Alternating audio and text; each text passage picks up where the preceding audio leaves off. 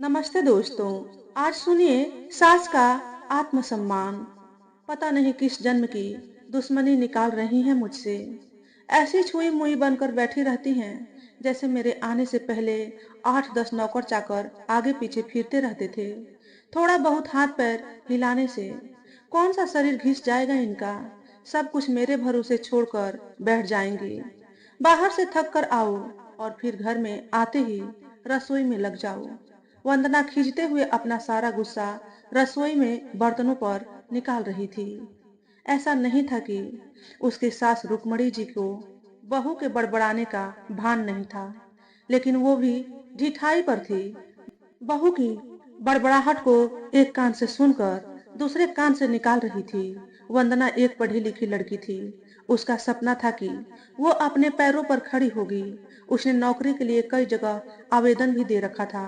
इस बीच जब उसके लिए अनिकेत का रिश्ता आया तो उसने साफ साफ कह दिया कि वो शादी इसी शर्त पर करेगी कि शादी के बाद उसे अच्छी नौकरी मिली तो कोई उसे नौकरी करने से नहीं रोकेगा। आखिर इतना पढ़ने लिखने के बाद वो घर पर नहीं बैठ सकती। अनिकेत और उसके घर वालों को इस बात से कोई आपत्ति नहीं थी कि उनकी बहू नौकरी करेगी। इसलिए दोनों तरफ से खुशी खुशी ये रिश्ता हो गया। शादी के कुछ दिनों बाद ही वंदना का ज्वाइनिंग लेटर आ गया। जिस दिन वंदना ने अपने ससुराल वालों से कहा था कि वो अब नौकरी करेगी, तो उसकी सास रुक्मणी जी ने सारे परिवार के सामने कह दिया था, बहू नौकरी करे, इससे मुझे कोई आपत्ति नहीं है। मैं ये भी नहीं कहूंगी कि वो पहले सारे घर का काम करे फिर नौकरी पर जाए, लेकिन मैं भी अब पहले की तरह पूरा घर नहीं संभाल सकती। मुझे सब कुछ मंजूर है, लेकिन मुझसे ये उम्मीद मत करना कि मैं बहू को रोटियां बनाकर खिलाऊंगी। मुझे पता है कि अगर मैं एक बार इस भंवर में फंस गई तो जिंदगी भर नहीं निकल पाऊंगी। उस वक्त सबको रुक्मणी जी की बातें सुनकर हैरानी तो हुई थी। उनके पति ने तो ये भी कहा कि मुझे नहीं पता था कि मेरी सीधी सरल पत्नी भी सास बनते ही अपना रूप बदल लेगी। लेकिन इन सब बातों का रुक्मणी जी पर कोई असर नहीं हुआ। वो तो अपनी जीत पर अड़ी थी। खैर, वंदना को तो नौकरी करनी ही थी, क्योंकि घर के थोड़े से काम के लिए वो अपनी इतनी अच्छी नौकरी तो नहीं छोड़ सकती थी। वही उसके पति और ससुर जी ने भी नौकरी की इजाजत दे दी थी, तो वो फिर कहाँ रुकने वाली थी। इस समस्या का ये हल निकाला गया कि घर के कामों के लिए एक काम वाली और खाना बनाने के लिए कुक रख ली गई। खाना बनाने वाली सुबह और शाम का खाना बनाकर चली जाती। वंदना का काम था ऑफिस से आकर बस खाना परोसना। यूं ही दिन निकल रहे थे। वंदना की शादी को 2 साल हो चुके थे। अब तो वंदना और बाकी सब घर वालों को इस रूटीन की आदत हो गई थी। लेकिन मुश्किल तो तब होती थी जब कभी खाना बनाने वाली छुट्टी ले लेती थी। ऐसा ही कुछ इन 2 दिनों से हो रहा था, जिस कारण से वंदना खींची हुई थी। ऑफिस से आकर रोटियां बनाना उसे बहुत बड़ा बोझ लगता था। वैसे तो रुक्मणी जी इन दिनों में सब्जियां काट कर बना देती थी, लेकिन बहू के ऑफिस से आने के बाद रसोई में झांकती भी नहीं थी। उस समय वंदना को अपनी बैठी हुई सास बहुत चुभती थी। वो बड़बड़ाती रहती और रोटियां बनाती रहती। बाद में अपनी माँ से फोन पर भर भर कर शिकायत करती, जिसके बाद उसे थोड़ा सा सुकून मिलता था। कुछ दिनों बाद वंदना के भाई की शादी भी तय हो गई। वंदना की होने वाली भाभी भी नौकरी पेशा था।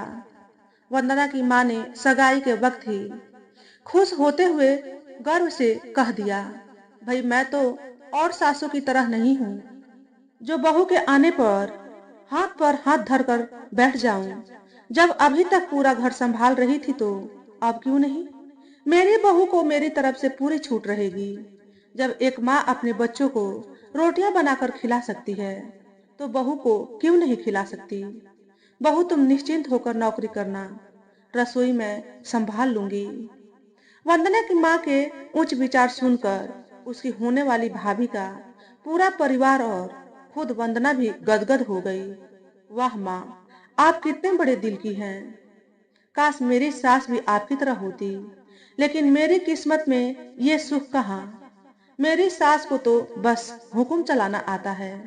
मुझे गर्व है कि मेरी माँ इतने खुले विचारों की है।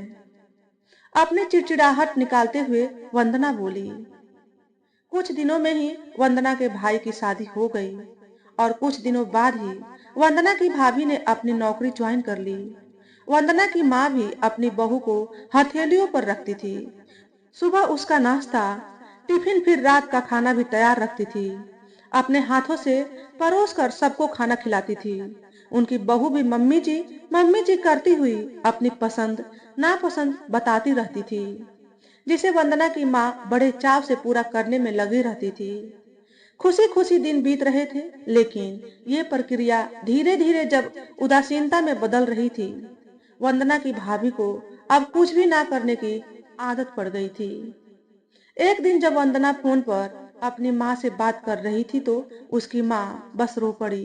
बेटा, मैं इतना करती हूँ तेरी भाभी के लिए, फिर भी उसे मेरी कद्र नहीं। अरे मेरी दी हुई छूट अब मुझ पर ही भारी पड़ने लगी है। क्या हुआ माँ? आप ऐसे क्यों बोल रही हैं? आप तो भाभी का मुझसे भी ज्यादा ध्यान रखती हैं। क्या भाभी ने आपसे कुछ कहा है? वंदना बेचैन होते हुए पूछने लगी। कुछ क्या बेटा, अब तो सब कुछ वो मुझे ही कहती है। ऑफिस से आने के बाद एक गिलास पानी के लिए भी मुझे आवाज देती है। नाश्ते में थोड़ी देर हो जाए तो मदद करने के बजाय गुस्सा होकर यूं ही बिना खाए चली जाती है। आखिर मेरा भी कुछ आत्मसम्मान है या नहीं?